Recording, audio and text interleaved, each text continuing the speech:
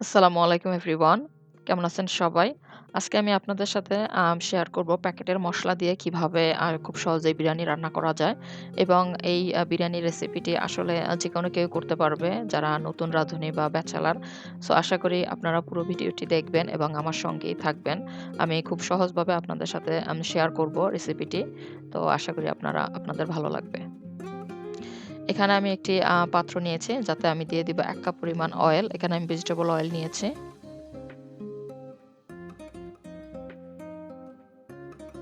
এবং এখানে আমি ২ কাপ পরিমাণ পেঁয়াজ কুচি নিয়েছি।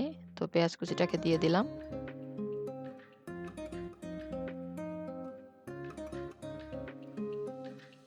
তো পেঁয়াজটাকে আমি এখন মিডিয়াম তাপমাত্রায় রেখে ভাজবো।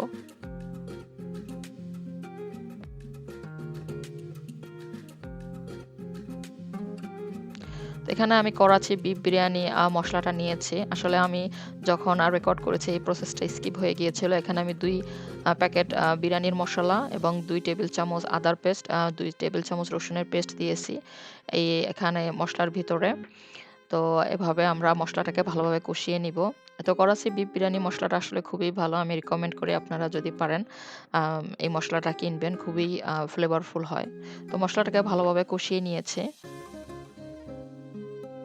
এখন আমি এখানে ১ কাপ পরিমাণ টক দই দিব। তো টক দইটাকে ভালোভাবে ফেটে নিতে হবে এবং আমি চুলাটা অফ করে দিয়েছি টক দইটা দেওয়ার আগে।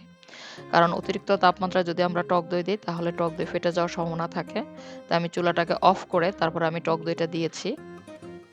এখন আমি সবকিছুকে মিক্স করে নিব এবং এভাবে টক দইটা দিলে টক দইটা কখনোই ফাটে না। তো আমি মিক্স করার পরে তারপরে আমি চুলাটা অন করব।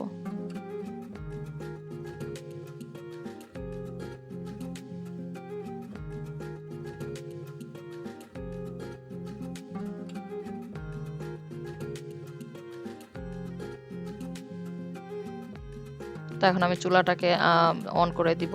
তো অন করার পরে দেখুন মসলাটাকে ভালোভাবে কষানো হচ্ছে।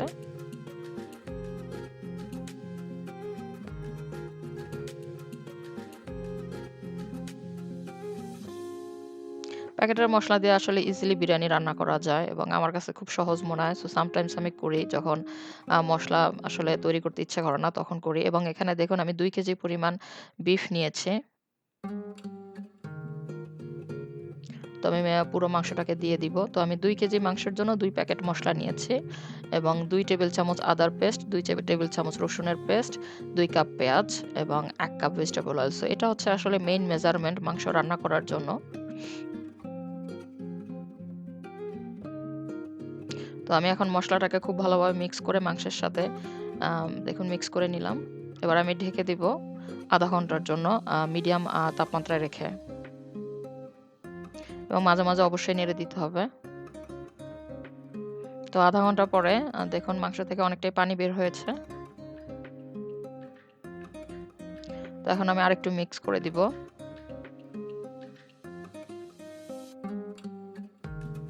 মাংস রান্না করার সময় আপনারা চেষ্টা করবেন যে মাংসের যে পাতিল, সে পাতিলের তলাটা যদি একটু মোটা হয়ে থাকে তাহলে মাংস রান্নায় আসলে কোনো সময় পানি লাগে না এবং আমি আরও ঢেকে দিব ০.৫ ঘন্টার জন্য।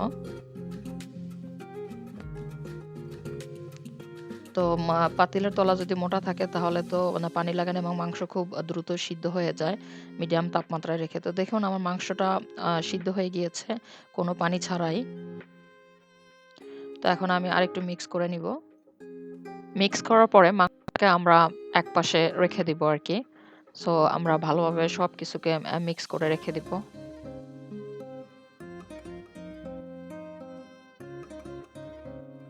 তো আমি এ পর্যায়ে চুলাটা অফ করে দিয়েছি। এখানে আমি ১ কেজি পরিমাণ চাল নিয়েছি। চালটাকে আমি ওয়াশ করে তারপরে এখন আমি ভিজিয়ে রাখবো ০.৫ ঘন্টার জন্য। এই পানিতে ভিজিয়ে রাখবো। কারণ চালটা যদি আমরা ভিজিয়ে রাখি তাহলে চালটা খুব সহজেই সিদ্ধ হয়ে যাবে। তো এখানে আমি একটি পাতিলে পর্যাপ্ত পরিমাণ পানি নিয়েছি এবং পাত্রটা অবশ্যই বড় হতে হবে এবং আমি দিয়েছি কিছু গরম মসলা এবং এখন আমি দিয়ে দিলাম ১ টেবিল চামচ লবণ। সো গরম মসলার ভিতরে আমি দিয়েছি তেজপাতা, দারচিনি, লং এবং এলাচ। তো আপনারা অবশ্যই বড় একটা পাতিল নেবেন যখন আপনারা চালটা সিদ্ধ করবেন, যাতে অনেক স্টিকি না হয় আরকি রাইস, এবং পানির পরিমাণও বেশি দিবেন। এখন আমি এই চালটার যে পানিটা ঝরিয়ে নিয়েছি এবং চালটাকে আমি দিয়ে দিব। তো দেওয়ার পরে আমরা হাই তাপমাত্রায় রেখে আমরা জাল করব। চালটা 70% পর্যন্ত সিদ্ধ হবে। অবশ্যই চালটাকে খেয়াল রাখতে হবে, কারণ এই চালের উপরেই আসলে অনেক কিছু ডিপেন্ড করে। তো দেখুন, একটা ভাত যখন মাঝখানে প্রেস করা হয় ভেঙে যায়, তার মানে চালটা হয়ে গিয়েছে, এবং একটা ভাতও আপনি যখন নাড়বেন ভাঙবে না। এবং দেখুন প্রত্যেকটা ভাত ইন্ডিভিজুয়াল আছে, এবং আমার ভাত রান্না করা হয়ে গিয়েছে। তো অবশ্যই খেয়াল রাখতে হবে যাতে 70% কুক করা হয়। 70% এর বেশি কুক করা যাবে না। তো আমি ভাতটাকে পানি ঝরিয়ে নিয়েছি, এবং একটা স্ট্রেইনারে এখন আমি রেখে দিব। তো দেখুন ভাতটা কতটা ঝরঝরা আছে। তো অবশ্যই এভাবে ভাতটা ঝরঝরা হতে হবে যদি আপনারা পারফেক্ট বিরিয়ানি রান্না করতে চান। এখানে একটি পাত্রে আমি ১ টেবিল চামচ পরিমাণ ঘি দিয়ে দিলাম, এবং এখানে আমি নিয়েছি কিছু আ আ আলমন্ড এবং কিছু ক্যাশিউস, এবং এখানে আমি দিয়ে দিব পিস্তাশিও। দিয়ে আমি একটু ভেজে নিয়েছি, এখন আমি তুলে নিব। হালকা ভাজলেই হয়, বেশি ভাজা লাগে না। তো এখন আমি বিরিয়ানিটাকে সেট করব। তো প্রথমে আমি ওই পাতিলে দিয়ে দিলাম চাল, অবশ্যই চুলা অফ থাকতে হবে। তো আমি ভাত দিয়ে দিলাম। তো ভাত ১ লেয়ার দেওয়ার পরে আমি ভালোভাবে বিছিয়ে দিয়েছি। দেখুন এভাবে স্প্রেড করে দিতে হবে হাত দিয়ে, এবং এখানে আমি পুরো মাংসটাই দিয়ে দিব।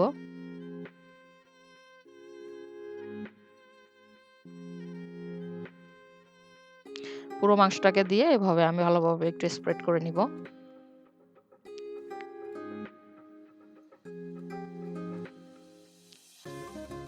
এখন আমি বাকি ভাতগুলাকে উপরে দিয়ে দিব।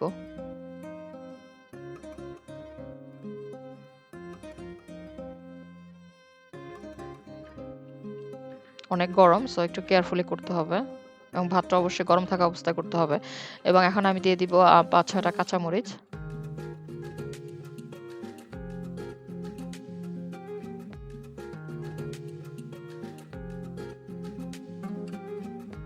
এখানে আমি ১ কাপ পরিমাণ পেঁয়াজ ব্রেস্তা করে নিয়েছি। তো পেঁয়াজ ব্রেস্তাগুলাকে পুরোটাই দিয়ে দিব। আপনারা একটু চেষ্টা করবেন, আমি যেই জিনিসগুলো ইউজ করতেছি আপনারা চেষ্টা করবেন ইউজ করার জন্য।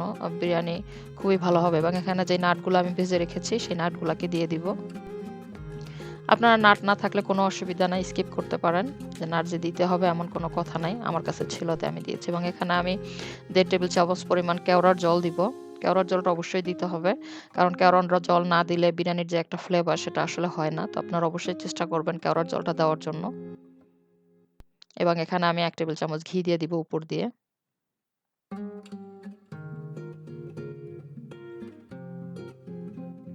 এখন আমি বিরিয়ানিটাকে মিক্স করব। অবশ্যই জেন্টালি এরকম একটা স্প্যাচুলা দিয়ে আপনাদেরকে মিক্স করতে হবে। তো সবকিছুকে যাতে সব মসলা এবং সবকিছু খুব ভালোভাবে মিক্স হয়, এবং আস্তে, আস্তে মিক্স করতে হবে। এখন আমি ঢেকে দিব ২৫ মিনিটের জন্য, এবং এই ২৫ মিনিট আমরা মাঝে, মাঝে নেড়ে দিব। বাট এই ২৫ মিনিটে পুরা বিরিয়ানির যে ফ্লেভার সবকিছু ইনকর্পোরেট হয়ে যাবে, এবং আমার বিরিয়ানিটা হয়ে গিয়েছে। ২৫ মিনিট আমি দমে রেখেছিলাম। তো আপনাদের যদি পাতিল পাতলা থাকে তলা, তাহলে আপনারা নিচে একটা তাওয়া বা যেকোনো একটা ফ্রাই প্যান দিয়ে একদম কম তাপমাত্রায় রাখবেন। অ্যান্ড আমার পাতিলটা নিচেরটা অংশটা মোটা ছিল, তাই আমার অসুবিধা হয় নাই। আমার নিচে কোনো কিছু দিতে হয় নাই, তাওয়া বা ফ্রাই প্যান। তো আপনাদের যদি পাতলা থাকে তাহলে আপনারা অবশ্যই দিবেন, এবং মাঝে, মাঝে নেড়ে তারপরে এভাবে ২৫ মিনিট দমে রেখে বিরিয়ানিটাকে কুক করে নিবেন। তাহলে দেখবেন আপনাদের বিরিয়ানি একদম রেডি হয়ে যাবে। তো আমার বিরিয়ানিটা রেডি হয়ে গিয়েছে, এবং এটার স্বাদ যে কতটাই মজাদার হয়েছে তা আপনারা যদি রান্না করেন তাহলেই বুঝতে পারবেন।